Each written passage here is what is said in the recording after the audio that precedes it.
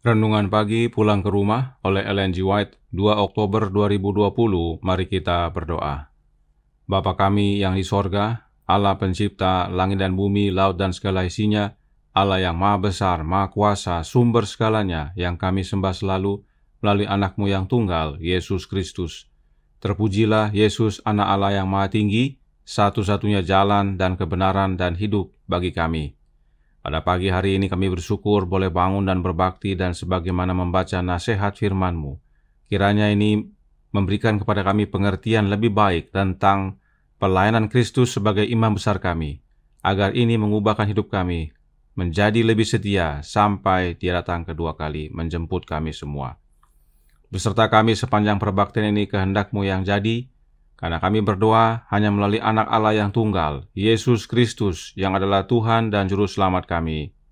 Amin. Renungan hari ini akan dibacakan oleh Saudara Flandi Torondek. Silakan, Saudara Flandi. Baik, selamat pagi. Judul renungan kita pada pagi hari ini, tanggal 2 Oktober. Pengertian yang benar tentang bait suci surgawi. Ayat hafalan, tetapi Kristus telah datang sebagai imam besar untuk hal-hal yang baik yang akan datang. Ia telah melintasi kemah yang lebih besar dan yang lebih sempurna, yang bukan dibuat oleh tangan manusia. Artinya, yang tidak termasuk ciptaan ini. Ibrani 9 ayat 11. Pengertian yang benar tentang pelayanan dalam bait suci surgawi adalah dasar iman kita. Mari bersaksi, halaman 246. Kemah yang ada di dunia ini didirikan oleh Musa sesuai dengan pola yang ditunjukkan kepadanya di atas gunung. Itu adalah kiasan masa sekarang.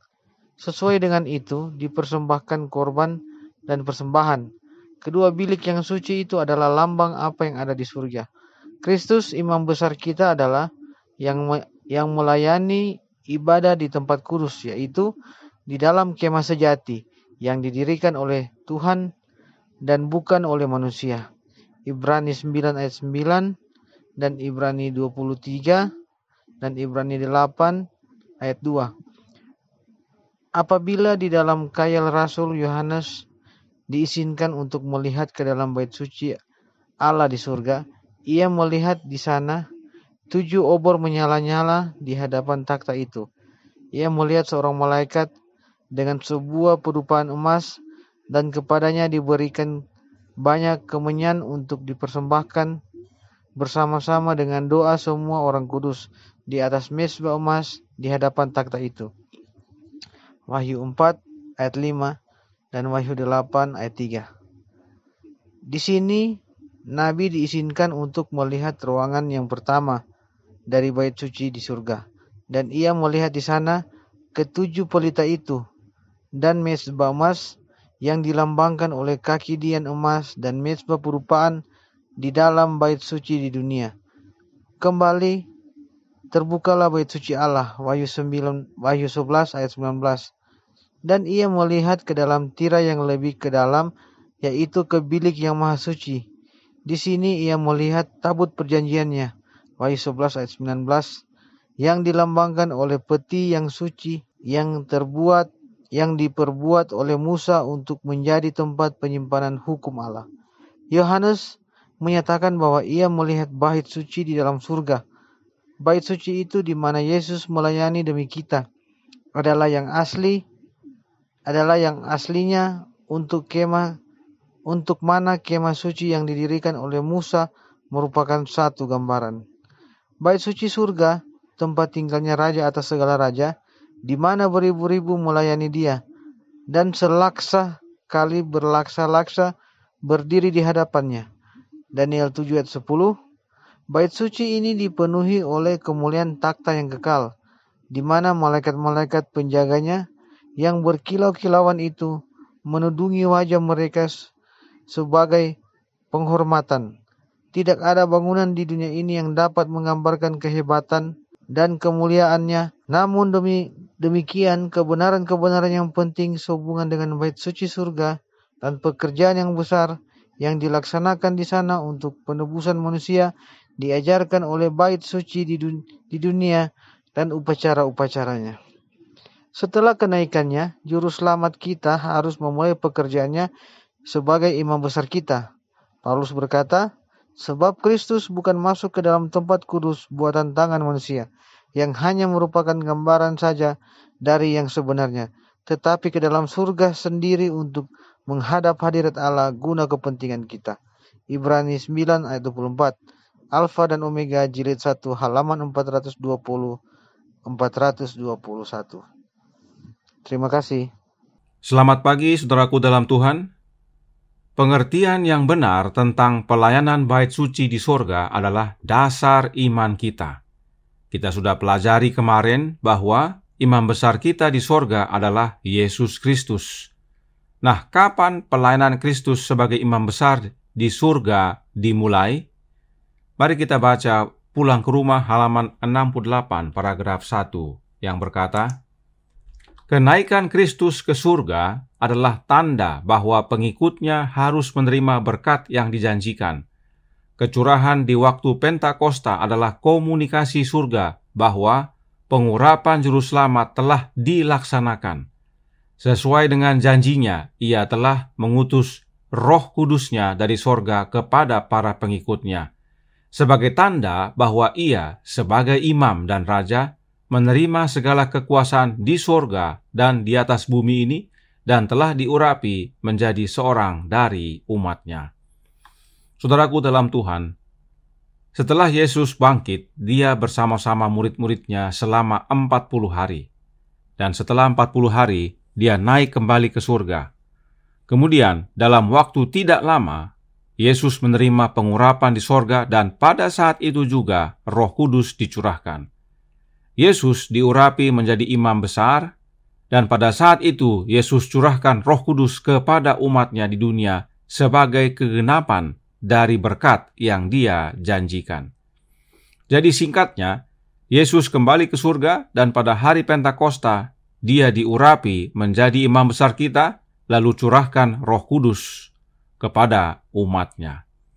Dalam tulisan lainnya, Nyonya White menyatakan, Signs of the Times, Mei 17, 1899, yang berbunyi, betapa cepat Kristus memenuhi janjinya dan mengirimkan dari istana surgawi jaminan dari kasih-Nya.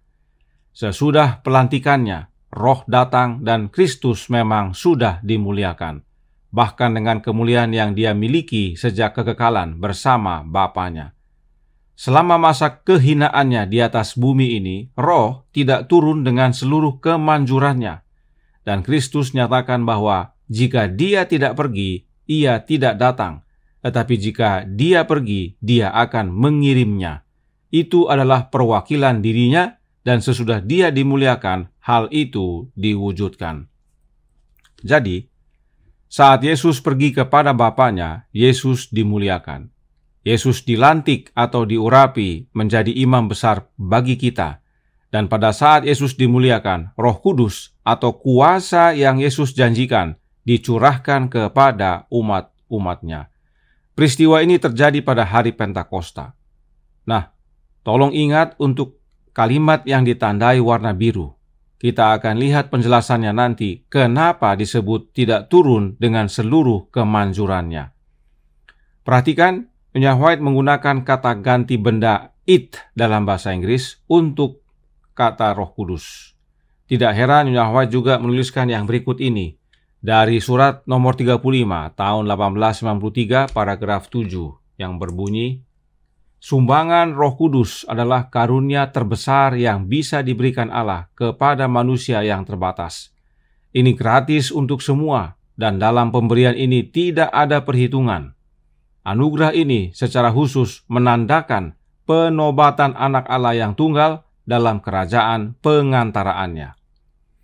Roh Kudus, Nyonya White sebut sebagai sumbangan atau dalam bahasa Inggris donation. Kenapa? Karena memang roh itu bukan oknum lain. Roh itu adalah pribadinya Yesus Kristus yang dilepaskan dari kepribadian kemanusiaannya. Roh itu adalah Roh Kristus itu sendiri dan bukan oknum lain.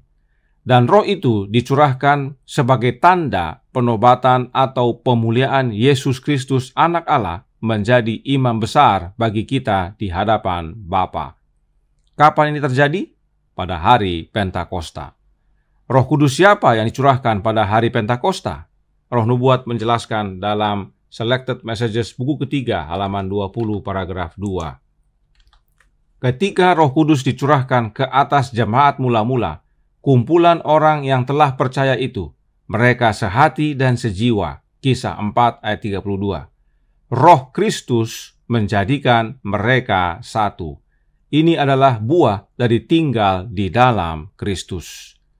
Jelas sekali Nyonya White menyatakan bahwa Roh Kudus yang menyatukan hati dan jiwa jemaat mula-mula adalah Roh Kristus. Roh Kristuslah yang dicurahkan pada hari Pentakosta.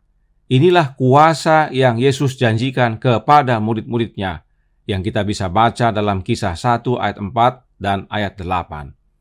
Tidak heran, Nyonya White sebut Roh Kudus itu sumbangan, sebab roh itu bukan oknum lain yang berbeda dari Kristus, tetapi roh itu adalah rohnya Kristus itu sendiri, pribadinya Kristus itu sendiri, yaitu yang dilepaskan dari kepribadian manusia Yesus Kristus. Roh Kristuslah yang dicurahkan pada hari pengurapan Yesus menjadi imam besar kita. Kita baca kembali kutipan berikut ini, yang terdapat dalam manuskrip rilis 1084 tahun 1899, yang berkata, "Karena dihalangi oleh kemanusiaan, Kristus tidak dapat berada di setiap tempat secara pribadi.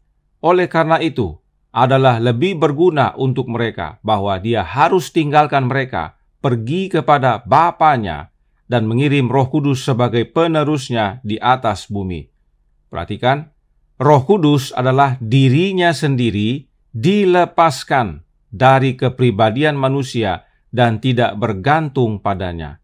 Dia akan mewakili kehadiran dirinya melalui Roh Kudusnya sebagai yang hadir di mana-mana.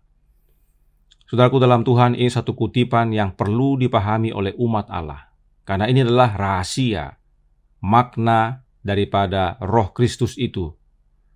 Inilah janji yang Yesus maksudkan saat mengatakan kepada murid-muridnya, pertama, "Aku akan mengirim seorang penolong yang lain," Yohanes 14 ayat 16-17. Kemudian, "Aku akan datang kembali," Yesus katakan dalam Yohanes 14 ayat 18. Dan ketiga, Dia berkata, "Adalah lebih baik jika aku pergi," Yohanes 16 ayat 7, dan dimuliakan, Yohanes 7 ayat 39. Sebab kalau Yesus tetap di dunia, Dia terbatas dan tidak bisa berada di mana-mana dalam waktu yang bersamaan. Karena Yesus setelah kebangkitannya tetap manusia. Namun melalui rohnya, Yesus bisa hadir di mana-mana, menolong, menghibur, menasihati, mengingatkan akan kebenaran, dan mengantarai kita kepada Bapa. Perhatikan kata independent thereof, yang artinya tidak bergantung padanya. Hal ini menyatakan bahwa setelah Roh Kristus dilepaskan, atau dalam bahasa Inggris divested, dari kepribadian manusianya, manusia Yesus Kristus, roh tersebut bertindak independen daripada Kristus. Kepada seorang dia menghibur, kepada seorang dia menuntun kepada seluruh kebenaran, kepada seorang dia mengajar, kepada seorang yang lain dia mengingatkan, kepada seorang dia mengantarai. Sebab Roh Kristus itu adalah kemahahadiran dari pribadi Kristus itu sendiri. Ini penting dipahami. Lalu, kenapa dilepaskan dari kepribadian manusia? Karena sebagai manusia, Yesus sudah menang atas setan dan dosa. Karena itu, kita perlu rohnya untuk hidup dalam diri kita, agar oleh Yesus kita menang. Inilah maknanya roh belum datang karena Yesus belum dimuliakan, sebagaimana Yohanes 7 ayat 39 nyatakan. Roh yang dimaksudkan Yesus adalah roh yang dilepaskan dari kemanusiaannya. Roh yang seperti itu baru ada setelah Yesus dimuliakan. Sebelum Yesus dimuliakan, yang ada adalah Roh Kudus Allah, dan itu bukan dilepas dari kemanusiaan. Kita sebagai manusia membutuhkan roh yang dari manusia. Itulah yang Nyonya White sebut tadi dalam kutipan sebelumnya, sebagai yang belum turun dengan seluruh kemanjurannya. Roh yang manjur bagi kita adalah roh yang dilepaskan dari kemanusiaan Yesus Kristus. Dan roh Kristus inilah hasil dari pemuliaan Yesus di surga sebagai imam besar kita.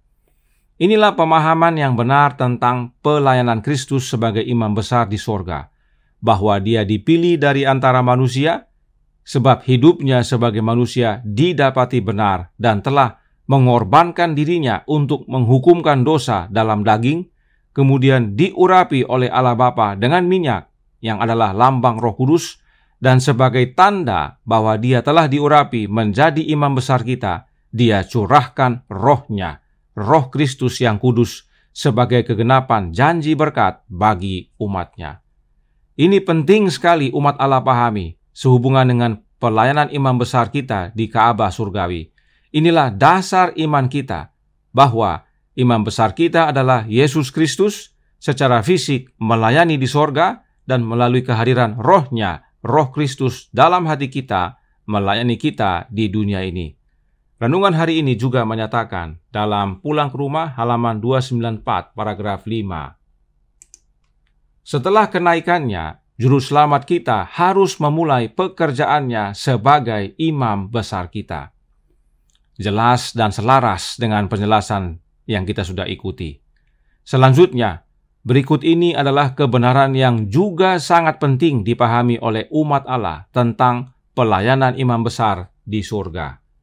Counsels for the Church halaman 348 paragraf 4 berkata, atas nama mereka, Yesus memohon tangannya yang terluka, tubuhnya yang memar, dan dia menyatakan kepada semua orang yang mau mengikutinya, cukuplah kasih karuniaku bagimu. 2 Korintus 12 ayat 9. Inilah prinsip Alkitab tentang imam besar, bahwa dia telah mengorbankan dirinya, sebab dengan tangannya yang terluka serta tubuhnya yang memar, Yesus, imam besar kita, memohon kepada Bapa atas nama kita yang berdosa ini. Ini syarat pengantara yang sesuai dengan Alkitab. Jika ada pengantara lain dan tidak punya atau tidak dapat menunjukkan tangannya yang terluka dan tubuhnya yang memar, maka dia adalah pengantara palsu. Pengantara yang sejati, tangannya terluka dan tubuhnya memar, karena telah menjadi korban menggantikan kita. Dan pengantara sejati itu hanya satu, yaitu Yesus Kristus. Ini pengertian yang benar tentang pelayanan imam besar di surga yang adalah dasar iman kita. Karenanya, saudaraku dalam Tuhan, jadikan Yesus Kristus satu-satunya pengantara kita, imam besar kita, dan terima rohnya dalam hati kita oleh iman. Inilah pengertian yang benar tentang pelayanan Ka'bah surgawi. Tuhan memberkati, saya bawa dalam nama Yesus. Amin. Mari kita berdoa. Bapa kami yang di sorga, Allah pencipta langit dan bumi, laut dan segala isinya, Allah yang maha besar, maha kuasa, sumber segalanya, satu-satunya Allah yang benar yang kami sembah selalu melalui anak-Mu yang tunggal, Yesus Kristus. Terima kasih atas penjelasan yang sangat menguatkan ini, agar kami mengerti dengan benar pelayanan Kristus di sorga, dan saat Dia dimuliakan, rohnya Dia curahkan bagi kami, sehingga meski Dia melayani secara fisik di surga, Dia melayani kami melalui kehadiran rohnya di dunia ini.